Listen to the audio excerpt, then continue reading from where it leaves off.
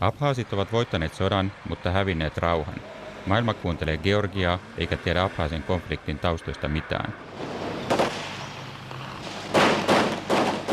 Кто к нам с мечом пойдет, как русские говорят, от меча и погибнет. Это правильная поговорка. Кто к нам придет с протянутой, вот так, здравствуй, скажет ладонь, мы всегда примем. Вот.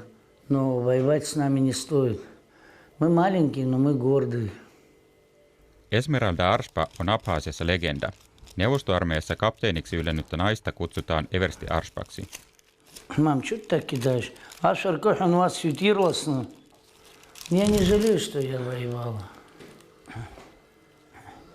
Я не жалею, что я убивала. Я убивала тех, которые убивали меня, моих близких.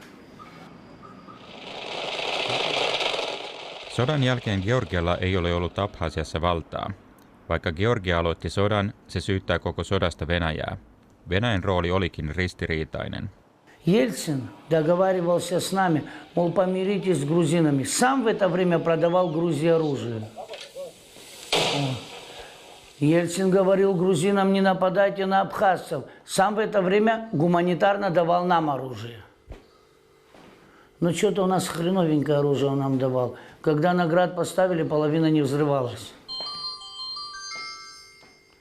У вас это как игрушка, что ли, я не поняла. Как раз взяли Сухум. Вот я, правда, переоделась тут. По мне видно, что вот это моя медсестра, в моем отряде была она, где я командиром была. У нее погиб единственный сын. И она воевала с начала и до конца. Вот мы с ней... Это 27 сентября. Мама, подожди, ты я их видела. 700 метров от дома. Война затронула практически... Как может женщина, потерявшая 4 детей, выдержать того человека, кто убил ее детей, когда он вернется рядом с ней жить? Вот можно понять эту психологию? Я бы убила его. Я бы отомстила за своих детей.